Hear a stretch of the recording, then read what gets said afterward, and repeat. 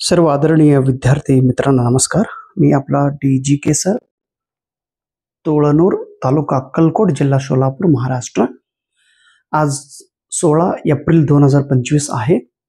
आज university Grant commission UGC कडून net exam जो होत असतो, जे NTA ने ही परीक्षा घेत असतात, या परीक्षेची जो जूनमध्ये होणारी नेट एक्झाम आहे त्या परीक्षेचा आज नोटिफिकेशन जाहीर करण्यात आलेली आहे. जून 2025 मध्ये होणारी नेट परीक्षेची जाहिरात आज आलेली आहे.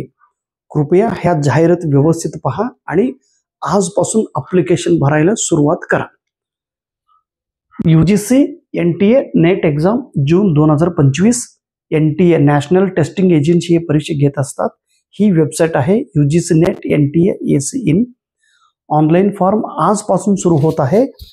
16 एप्रिल ते 7 मे रात्री 12 वाजेपर्यंत, म्हणजे 21 दिवस आपल्या हातात आहे. फॉर्म भरा आणि फी भरण्याची अंतिम तारीख आहे 8 मे. फॉर्म भरत असताना काहीतरी चुकीचं फॉर्म किंवा चुकलं तर तो करेक्शन करण्यासाठी आपल्याला 2 दिवस वेळ त्यांनी दिलेला आहे, 9 मे आणि 10 मे. आणि ह्या परीक्षांची तारीख आहे 21 जून ते 30 जून ह्या दरम्यान परीक्षा होणार आहे. कशा पद्धतीने? ऑनलाईन पद्धतीने, computer based taste.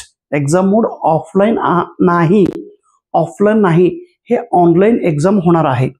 Computer based taste किती सब्जेक्टमध्ये? 85 सब्जेक्टमधून. ह्या पूर्वीचा जो सिलेबस होता तोच सिलेबस कंटिन्यू आहे. मला वाटलं ह्यावेळी सिलेबस बदलतील का, परंतु सिलेबस बदललेला नाही. आणि एक्झामचा जो पॅटर्न आहे, जो स्ट्रक्चर आहे तो सेम आहे. म्हणजे 2 पेपर असणार आहे.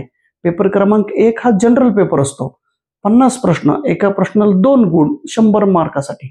आणि पेपर 2 हा तुमचा सब्जेक्ट, जे PG आपण पूर्ण केलेला असतो त्या सब्जेक्टमधून, त्याला 100 प्रश्न, एका प्रश्नाला 2 गुण आहे, म्हणजे 200 गुणासाठी.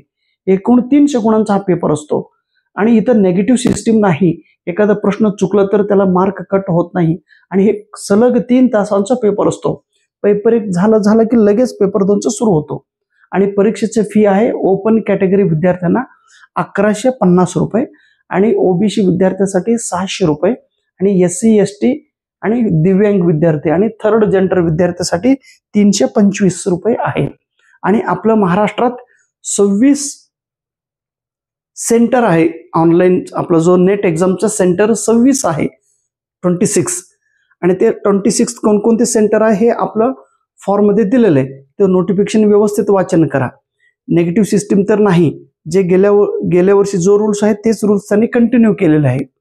आणि ऑलरेडी आता तुमचं नशीब खूप चांगलं आहे की ऑलरेडी महाराष्ट्र सेट परीक्षेचं जाहिरात ऑलरेडी आलेलं आहे. महाराष्ट्र सेट परीक्षा 15 जूनला होणार आहे. ओके. आणि ही 21 जूनला होणार आहे. ह्याचा अर्थ ह्या आठवडा 15 आणि 21 लक्षात घ्या. महाराष्ट्र सेट एक्झाम झाला की नेट एक्झाम आपण देणार. त्यामुळं अशी तयारी करा की एकाच तयारीमध्ये तुमचं 2 परीक्षांचा रिझल्ट मिळाला पाहिजे. महाराष्ट्राची सेट एक्झाम आणि त्याच्यानंतर NET नेट एक्झाम, दोन्ही परीक्षात रिझल्ट तुमचा यायला पाहिजे. आणि जो व्यवस्थित प्रमाणे, जो एक्झाम पॉइंट ऑफ व्ह्यू अभ्यास करतो त्या विद्यार्थ्याला रिझल्ट मिळतो. आणि रिझल्ट मिळण्यासाठी पहिल्यांदा आपण काय केलं पाहिजे, तर जाहिरात आल्यानंतर आपण जागृत होतो आणि अभ्यास करायला सुरू करतो. तसं न करता ऑलरेडी तुम्ही महाराष्ट्र सेटचा अभ्यास करतच आहात, तेच पॅटर्न कंटिन्यू ठेवा. आणि जस्ट हात जोडून सर्व विद्यार्थ्यांना एक विनंती आहे की तुम्ही नेट एक्झाम भरा. मी खूप वेळा बघतोय मॅक्झिमम विद्यार्थी नेटचा फॉर्म भरत नाही. का? तर नेट एक्झाम अवघड आहे. नेट एक्झाम खूप लांब असतो सेंटर, आणि नेट एक्झाम हिंदी इंग्लिश मीडियममध्ये विचारतात. आपल्याला प्रश्न कळत नाही, आणि तिथं सेंटर जाऊन कोण लिहिणार? ऑनलाईन परीक्षा असतो आणि टफ एक्झाम असतात, असं मनात प्रश्न निर्माण होतो. तुमच्या मनात जे काही प्रश्न निर्माण झाले तरी ते प्रश्नाकडे तुम्ही दुर्लक्ष करा आणि पूर्ण माझ्यावर विश्वास ठेवा की जर तुम्ही मला प्रामाणिकपणाने एक प्रश्न विचारलं, सर महाराष्ट्र सेट परीक्षा सोपा आहे का NET नेट एक्झाम सोपा आहे, तर मी असं म्हणतो NET exam is easier than SET exam. Maharashtra SET exam पेक्षा नेट एक्झाम हा सरळ, सिंपल आणि सोपे असतात. का का तर ते क्वेश्चन पेपर तुम्ही व्यवस्थित जर अनालिसिस केला तर तुमच्या लक्षात राहतो. सगळं कन्सेप्ट बेस्ड प्रश्न असतो, पूर्ण बेसिक प्रश्न विचारतात. आणि पास होण्यासाठी महाराष्ट्र सेट एक्झाम मध्ये ज्या विद्यार्थ्यांचा रिझल्ट आला नाही अशा विद्यार्थी नेट एक्झाम मध्ये पास झालेले. एक फॉर एक्झाम्पल, आता काल झालेले नेट एक्झामचा रिझल्ट बघा. एक उदाहरण म्हणून मराठी विषयांचा तुम्ही रिझल्ट कट ऑफ बघा. महाराष्ट्र सेटचा रिझल्ट कट ऑफ किती आणि नेटचा फक्त 128 मार्क घेतले तरी नेट एक्झाम पास झाले. 132 मार्क घेतले तरी नेट एक्झाम पास झालेले. 136 मार्क घेतले तरी नेट एक्झाम पास झालेले. इथे 160 घेतले तरी रिझल्ट मिळत नाही सेट एक्झाम मध्ये. कारण सेट मध्ये इथले विद्यार्थी जास्त गर्दी करतात आणि नेटकडे दुर्लक्ष करतात. असं न करता तुम्ही नेटला सिरियसली पेपर द्या, नेट पेपर.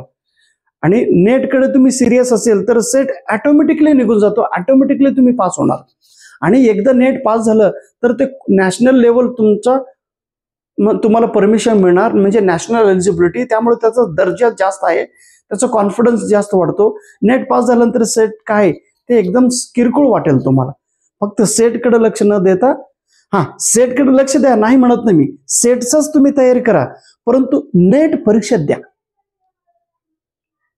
अनेक विद्यार्थी मी ज्यांना प्रामाणिकपणानं जे तुम्ही नेट फॉर्म भरा म्हटल्यानंतर जे भरले आणि त्यांचा रिझल्ट मिळाला नाही. आणि नेट कसं असतो, कंटिन्युअस प्रोसेस आहे. वर्षातून 2 वेळा नेट असतो, सेट एकदा असतो. मग त्यामुळं सेटचं तयारी करत करत नेट द्या ना.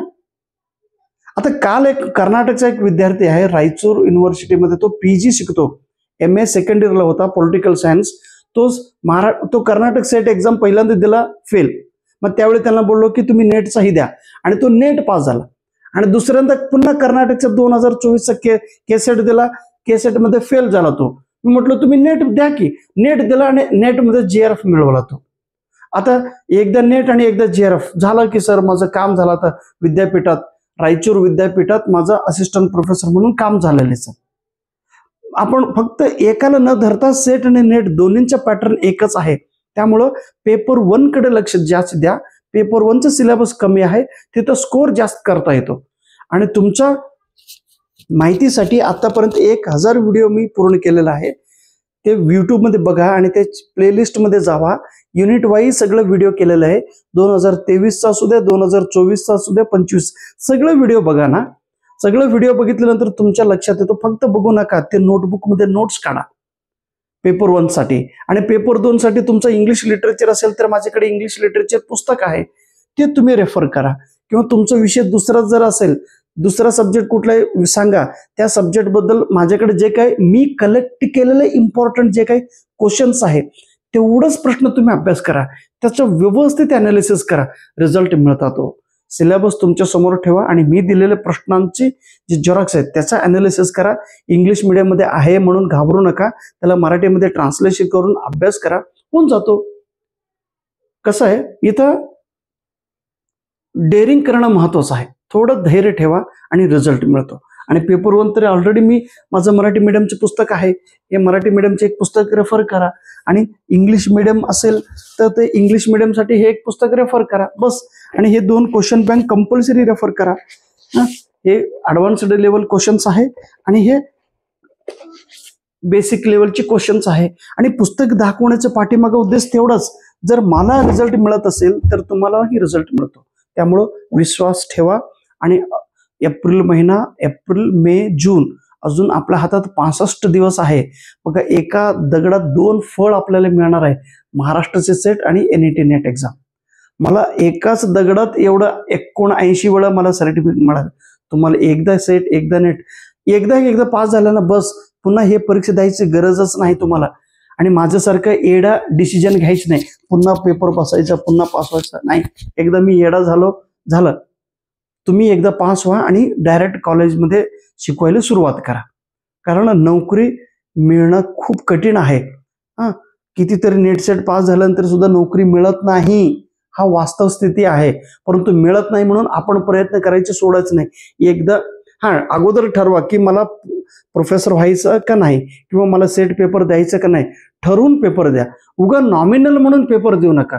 नॉमिनल देणे, नापास होणे, पुन्हा बसणे, पुन्हा असं नाही. ठरलं तर व्यवस्थित द्या.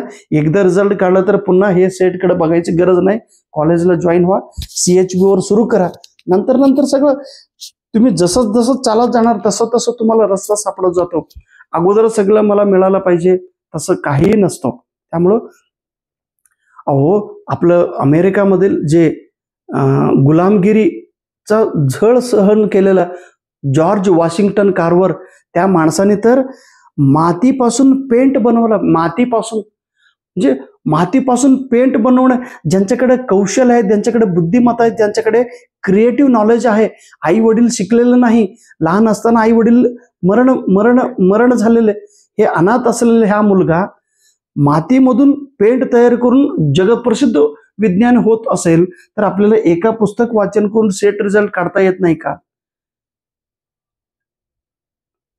काय राव, सगळं अभ्यास केलं तर होत आहे. फक्त काय करायची जिद्द आणि करायची निर्धार हे कमी असतो. आणि नेगेटिव्ह ॲटिट्यूड लोक जास्त असताना पास झालं तर काय उपयोग होणार, काय काय काय ते नेगेटिव्ह लोकांना बघितलं मला अंगात असं सळसळ. आता काय बोलू त्यांना, राहू दे.